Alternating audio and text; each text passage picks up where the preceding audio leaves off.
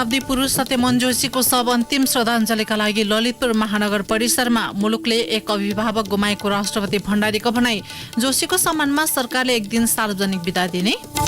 प्रतिनिधि सभा र प्रदेशसभा निर्वाचनको प्रत्यक्षतर्फ हालसम्म 44 लाख बढी मतपत्र छापिसकेको निर्वाचन आयोगको भनाई। 28 वटा जिल्लामा समानुपातिक तर्फको मतपत्र ढुवानी भइसकेको दावी। चिनिया राष्ट्रपति सीद्वारा विवादास्पद चुनिया कोभिड रणनीतिको बचाउ। चिनिया कम्युनिस्ट पार्टी सीपीसीको 20औं महाधिवेशन सुरु र 9औं राष्ट्रिय खेलकुदको कुम्भ मेलामा आज पनि विभिन्न विधामा प्रतिस्पर्धा जारी। एथलेटिक्समा त्रिभुवन आर्मी क्लबद्वारा थप 2 नयाँ कीर्तिमान कायम। नमस्कार, कान्तिपुर डायरीका साथमा साथी तुलसी र म पार्वता। समाचार अब विस्तारमा। शताब्दी पुरुष एवं संस्कृतविद सत्यमोहन जोशीको 103 वर्षको उमेरमा निधन भएको छ। ललितपुरको ग्वारको स्थित किस्ट मेडिकल कलेज तथा शिक्षण अस्पतालमा उपचाररत जोशीको आज बिहान 7:09 निधन भएको अस्पतालका निर्देशक सूरज वज्राचार्यले बताउनुभयो। स्वास्थ्यमा समस्या देखिएपछि जोशीलाई असोज 7 गतेदेखि किस्ट अस्पताल भर्ना गरिएको थियो। डेंगीको संक्रमणका साथै पिसाबमा पनि संक्रमण देखिएका जोशीको स्वास्थ्य अवस्था शुक्रबारदेखि नै स्थिर बनेको थियो। एक सामग्री। बाबु शंकरराज जोशी र आमा राजकुमारीका ज्येष्ठ सुपुत्रका रूपमा विक्रम सम्वत 1977 वैशाख 30 गते ललितपुरको बखमबहालमा जन्मिएका थिए सत्यमोहन जोशी। नेपालको राजनीतिक, प्रशासनिक, साहित्यदेखि अन्य विविध क्षेत्रमा अथाह योगदान पुर्याएका जोशी सरल र शालीन व्यक्तित्वका धनी थिए। जोशी मात्रै त्यस्ता व्यक्ति हुन् जसले 3 पटक मदन पुरस्कार प्राप्त गरे। नेपालको लोक संस्कृतिका लागि पहिलो पटक विक्रम सम्वत 2013 सालमा नेपाली राष्ट्रिय मुद्रा नामक ग्रन्थका लागि दोस्रो पटक विक्रम सम्वत 2017 सालमा र कर्णाली लोक संस्कृति नामक ग्रन्थको लागि संयुक्त रूपमा तेस्रो पटक 2028 सालमा मदन पुरस्कार प्राप्त गरेका थिए। संस्कृति कर्म र साहित्य कर्मबाट राज्यलाई ठूलो योगदान गरेका उनी राजकीय भूमिकामा समेत सक्रिय थिए। पुरातत्व विभागका पहिलो निर्देशक समेत रहेका उनी नेपाल राष्ट्र बैंक, मुद्रा व्यवस्थापन विभाग टक्सार महाशाखा, राष्ट्रिय समाचार समिति लगायतमा पनि आबद्ध थिए। जोशीको तस्बिर अंकित चाँदीको सिक्का निष्कासन समेत गरिएको छ। प्राचीन समयमा नेपालीले बनाएका मठ, मन्दिर, कुवा, पाटी एवं विभिन्न सिक्का, रुपैयाँ, पैसा, दाम बारे उनले प्रशस्त अध्ययन अनुसन्धान गरेका थिए। उनले खोजेका र बुझेका कुराहरू समेटेर नेपाल र नेपाली भाषामा थुप्रै पुस्तक प्रकाशित छन्। जोशीले नेपालको भाषा, साहित्य र संस्कृतिको क्षेत्रमा पुर्याएको योगदान र उनको शिष्ट र शालीन बोली व्यवहारबाट समाजलाई पुगेको फाइदाको कदर गरेर उनलाई 100 वर्ष यताको उत्तम मान्छे अर्थात् शताब्दी पुरुषको उपाधि समेत दिएको छ। देशमा विभिन्न कालखण्डमा भएका राजनीतिक परिवर्तनका साक्षी थिए उनी। विक्रम सम्वत 1990 को महाभूकम्प, राणा शासन विरुद्ध 2007 सालको क्रान्ति, 2017 सालमा राजा महेन्द्रले गरेको कु, 36 सालमा निर्दलीय पञ्चायत विरुद्ध गरिएको जनमत संग्रह, 2046 सालको आन्दोलनपछि प्राप्त बहुदलीय प्रजातन्त्र र 62-63 को आन्दोलनपछि स्थापित गणतन्त्र सबै देख्न भ्याए उनले। नेपाली भाषा, कला, संस्कृतिको संरक्षण, सम्वर्धन र विकासमा गरेको योगदान स्वरूप जोशीलाई सुप्रबल गोर्खा दक्षिण बाहु, विख्यात त्रिशक्ति पट्ट, आदिकवि भानुभक्त पुरस्कार र काठमाडौँ विश्वविद्यालयले विद्या बारिडीको मानार्थ प्रमाण पत्र लगायत अन्य थुप्रै सम्मान पनि गरिएको छ। सरकारले उज्जवल कीर्तिमान राष्ट्रदीपले समेत उनलाई सम्मान गरेको थियो। सादा जीवन, उच्च विचार, सत्यम शिवम सुन्दरम अनि बौद्ध धर्म अनुसार प्रज्ञा पारमिता र नाम संज्ञति भावमा लीन भई जोशी बोधिचर्यामा आफ्नो जीवन बिताउन सफल हुनुभयो। जीवनको अन्तिम समयसम्म सक्रिय रहेका जोशीको योगदान अतुलनीय रहेको छ। म भन्दा पनि पहिले देश भन्ने भावना राख्ने यस्ता युग पुरुष जोशीलाई रेडियो कान्तिपुर हार्दिक श्रद्धा सुमन व्यक्त गर्दछ। यसैबीच जोशीको जीवनी लेखेका पत्रकार गिरीश गिरीलाई हामीले जोशीलाई कसरी सम्झनुहुन्छ भनी सोधेका छौं। प्राय धेरै मानिसहरू बित्नु हुँदाखेरि चाहिँ राष्ट्रलाई अपूरणीय क्षति भयो भन्ने शब्द चाहिँ यो एक किसिमको यो दोहोऱ्याइ हामी लेखिराखेका हुन्छौँ। तर मेरो जीवनमा वास्तवमा मेरो आफ्नो जीवनकालमा मैले राष्ट्रलाई सही अर्थमा अपूरणीय क्षति भएको देखेको चाहिँ आजै हो, कसैको निधनबाट। यो सत्यमोहन जोशी जतिको चाहिँ यो देशलाई माया गर्ने मान्छे मैले मेरो जीवनकालमा मैले अर्को कोही देखेको थिइनँ। उहाँ म भन्दा पनि मेरो देश भन्नुहुन्थ्यो जहिले पनि। सबैभन्दा पहिले देशलाई राख्नुहुन्थ्यो, त्यसपछि मात्रै अनि त्यसपछि अरू कुराहरू गर्नुहुन्थ्यो।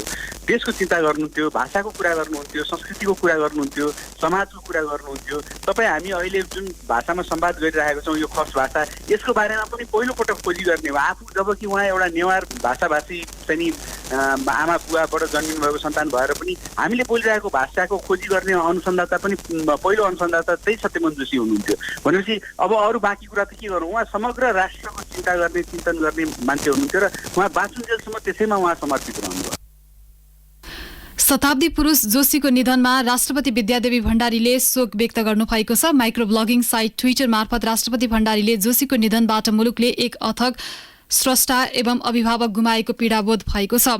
जोशीको सार्थक जीवन सबैका लागि प्रेरणाको स्रोत भएको भन्दै राष्ट्रपति भण्डारीले श्रद्धाञ्जली व्यक्त गर्नुभएको छ। प्रधानमन्त्री शेरबहादुर देउवाले सामाजिक सञ्जाल ट्विटर मार्फत शताब्दी पुरुष जोशीको निधनको खबरले आफू दुखी भएको भन्दै जोशीले नेपाली संस्कृतिको क्षेत्रमा गरेको योगदान राज्यले सधैँ सम्झिरहने बताउनु भएको छ। प्रधानमन्त्री देउवाले अन्तिम श्रद्धाञ्जली दिँदै जोशीको पार्थिव शरीरमा राष्ट्रिय झण्डा ओडाउनु भएको थियो। ललितपुर महानगर परिसरमा जोशीको शव अन्तिम श्रद्धाञ्जलीका लागि राखिएको छ। विभिन्न राजनीतिक दलका शीर्ष नेताहरूले समेत त्यहाँ पुगेर श्रद्धाञ्जली अर्पण गरेका छन्। अन्तिम श्रद्धाञ्जलीका लागि जोशीको शव अपराह्न 4 बजेसम्म महानगरमा राखिनेछ। यसैबीच संस्कृति पर्यटन मन्त्री तथा नागरिक उड्डयन मन्त्री जीवनराम श्रेष्ठले जोशीको सम्मानमा एक दिन सार्वजनिक बिदा दिने निर्णय भएको बताउनुभयो। उहाँले सरकारले छलफल गरी बिदाको दिन घोषणा गर्ने उहाँको भनाइ थियो। यसैबीच संस्कृतविद सत्यमोहन जोशीको पार्थिव शरीर चिकित्सा शिक्षा अध्ययनका लागि किस्ट मेडिकल कलेज तथा शिक्षण अस्पताललाई प्रदान गरिने भएको छ। जोशीको इच्छा अनुसार नै उहाँको पार्थिव शरीर अस्पताललाई दिइने ललितपुर महानगरपालिकाका मेयर चिरीबाबु महर्जनले जानकारी दिनुभयो।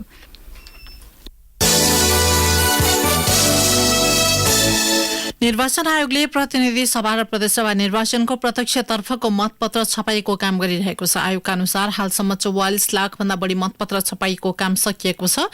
आयोगले आजसम्म 44 लाख 21 हजार मतपत्रको छपाई सकिएको जनाएको छ।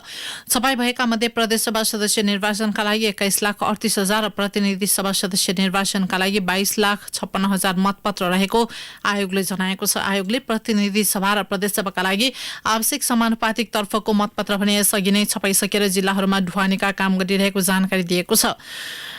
समानुपातिक तर्फको मतपत्र आजसम्म 28 जिल्लामा पुगिसकेको आयोगले जनाएको छ। यस्तै 28वटा जिल्लामा समानुपातिक तर्फको मतपत्र ढुवानी भइसकेको पनि आयोगले जनाएको छ। समानुपातिक निर्वाचन प्रणाली अन्तर्गत प्रदेशसभातर्फ 2 करोड 1,84,000 तथा प्रतिनिधि सभातर्फ 2 करोड 4 लाख मतपत्र छापिएको आयोगले जनाएको छ।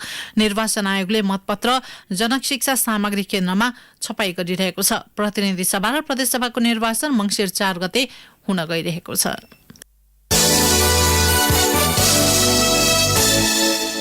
मुलुकमा पछिल्लो पटक थप 32 जनामा कोरोना भाइरस संक्रमण पुष्टि भएको छ। 1162 जनामा गरिएको नमूना परीक्षणबाट सो संख्यामा संक्रमित थपिएको स्वास्थ्य तथा जनसंख्या मन्त्रालयले जनाएको छ।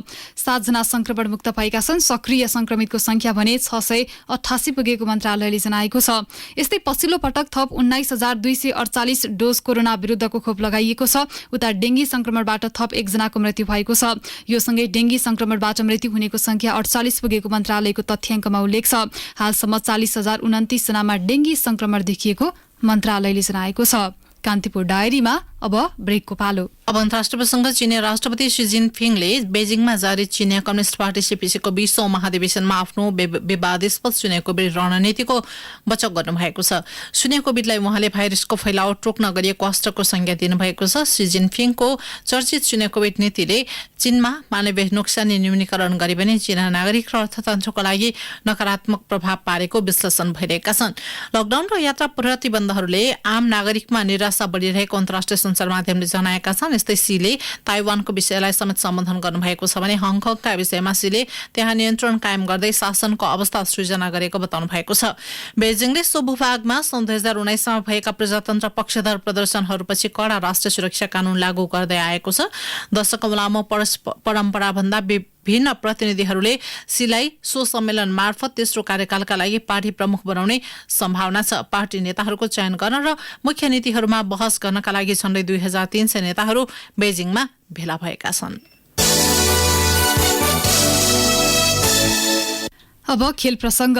गण्डकी प्रदेशमा जारी 9औं राष्ट्रिय खेलकुद अन्तर्गत आज विभिन्न खेलहरू भइरहेका छन्। एथलेटिक्समा त्रिभुवन आर्मी क्लबले आज 2 नयाँ कीर्तिमान कायम गरेको छ।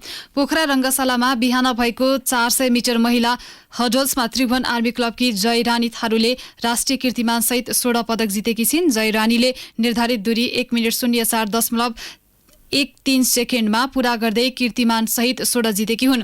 यसअघि उनले 44औं राष्ट्रिय एथलेटिक्स प्रतियोगितामा 1 मिनेट 0.7 सेकेन्डको कीर्तिमान बनाएकी थिइन्। यस्तै एपीएफकी भागीरथी थारूले रजत तथा कल्पना श्रेष्ठले काँस्यमा चित्त बुझाए। यस्तै एथलेटिक्स पुरुषतर्फ 10,000 मिटरमा आर्मीकै दीपक अधिकारीले राष्ट्रिय कीर्तिमान सहित 16 पदक जिते। दीपकले 30 मिनेट 10.30 सेकेन्डमा निर्धारित दूरी पार गर्दै स्वर्ण जितेका हुन्। दीपकले एपीएफका गोपीचन्द्र पार्कीको कीर्तिमान तोड्दै आर्मीकै गजेन्द्र राईले काँस्य पदक जिते। उता तनहुमा जारी महिला बास्केटबल प्रतियोगितामा बागमती प्रदेशले गण्डकी प्रदेशलाई पराजित गरेको छ। आजको खेलमा बागमतीले गण्डकीलाई 67-43 अङ्कको अन्तरमा पराजित गरेको हो। यस्तै 9औं राष्ट्रिय खेलकुद अन्तर्गत खो खो प्रतियोगितामा विभागीय टोलीले नेपाल आर्मी क्लबले विजय सुरुवात गरेको छ। पोखरा रंगशाला स्थित ह्यान्डबल एकाडेमीमा भएको उद्घाटन खेलमा सुदूरपश्चिम प्रदेश 12-11 अङ्कले हराउँदै आर्मीले सुखद सुरुवात गरेको हो। 4 इनिङ्समा खेलाइने खेलमा आर्मीले लगातार 3 इनिङमा जित निकालेपछि फल 1 जित सुनिश्चित गरेको हो। यस्तै 9औं राष्ट्रिय खेलकुद अन्तर्गत एथलेटिक्स पुरुष 10,000 मिटर दौडमा त्रिभुवन आर्मी क्लबका दीपक अधिकारीले नयाँ राष्ट्रिय कीर्तिमान बनाएका छन्। उनले कीर्तिमान सहित स्वर्ण पदक जितेका छन्। पोखरा रंगशालामा बिहान 10,000 मिटर दूरी 30 मिनेट 10.30 यसलाई फेरि सुन्नुहोस्। पोखरा रंगशालामा बिहान 10,000 मिटर दूरी 30 मिनेट 10.30 सेकेन्डमा पार गर्दै 8 वर्ष पुरानो कीर्तिमान तोडेका हुन्। यसअघि सन् 2014 मा चीनमा भएको इन्चोन एसियाडमा 30 मिनेट 10.99 सेकेन्डमा 10,000 दूरी पार गर्दै एफएफका धावक गोपीचन्द्र पार्कीले कीर्तिमान बनाएका थिए। यस्तै बागलुङमा जारी आइटिएफ तेक्वान्दो अन्तर्गत एकल प्याट्रनमा विभागीय टोलीले नेपाली सेनाले 3 र गण्डकी प्रदेशले 1 स्वर्ण हात पारेका छन्। नीलोपेटीतर्फ सेनाका धनसिंह परियार, कालोपेटी पहिलो डानमा नेपाल सेनाकै भीमबहादुर तामाङ र नीलोपेटी महिलामा सुस्तिमा श्रेष्ठले स्वर्ण पदक जितेका हुन्। रातोपेटीतर्फ गण्डकी प्रदेशका भीमबहादुर गाहाले स्वर्ण पदक र लुम्बिनी प्रदेशका सन्देश सुनारले रजत पदक हात पारेका छन्। नीलोपेटीमा प्याट्रनतर्फ लुम्बिनीका सफल परियारले रजत, कालोपेटीमा गण्डकी प्रदेशका प्रवीण बुढाले रजत र नीलोपेटीमा महिलामा गण्डकीकै मोनिका कुँवरले रजत पदक प्राप्त गरे। विभागीय टोली नेपाल एपीएफ क्लब 9 राष्ट्रिय खेलकुद अन्तर्गत महिला क्रिकेटको सेमी फाइनलमा प्रवेश गरेको छ। सुदूरपश्चिम प्रदेशलाई 5 विकेटले हराउँदै एपीएफ अपराजित बन्दै सेमी फाइनल पुगेको हो। सुदूरपश्चिमले दिएको 93 रनको लक्ष्य एपीएफले 16 ओभरमा 5 विकेट गुमाउँदै पूरा गर्यो। यसअघि पोखरा रंगशालामा टस जितेर ब्याटिङ थालेको सुदूरपश्चिमले निर्धारित ओभरमा 3 विकेट गुमाउँदै 92 रन बनाएको थियो। यस्तै अर्को खेलमा बागमती प्रदेश र मध्य प्रदेशबीच प्रतिस्पर्धा भइरहेको छ। पोखरामा जारी 9 राष्ट्रिय खेलकुद अन्तर्गत प्याराग्लाइडिङमा भाग लिएका सेनाका खेलाडीको दुर्घटनामा परिमृत्यु भएको छ। प्याराग्लाइडिङ अनियन्त्रित भई दुर्घटना हुँदा पोखरा 10 अस्पताल शोक बस्ने। त्रिभुवन आर्मी क्लबका 26 वर्षीय निसिम थापाको मृत्यु भएको हो। प्रतियोगिता अन्तर्गत क्रस कन्ट्री प्याराग्लाइडिङ खेल चलिरहेको अवस्थामा प्याराग्लाइडिङ अनियन्त्रित भएपछि उडेको 5 मिनेटमै करिब 100 मिटर माथिबाट खसेको कास्की प्रहरी प्रवक्ता डीएसपी सुन्दर तिवारीले जानकारी दिए। तत्काल उपचारका लागि मेट्रो सिटी अस्पताल लगिए पनि चिकित्सकले उनलाई मृत घोषणा गरेका हुन्। थापाको शव पोस्टमार्टमका लागि पश्चिमाञ्चल अस्पताल लगिएको छ। हवस् त यिनै प्रसङ्गसँगै कान्तिपुर डायरीको यो बुलेटिन यही सकिन्छ। 4 बजे हेल्थ एन्ड एजुकेसन डायरी हुनेछ। साथी तुलसी र म पार्वता आज्ञा माग्छौँ। नमस्कार।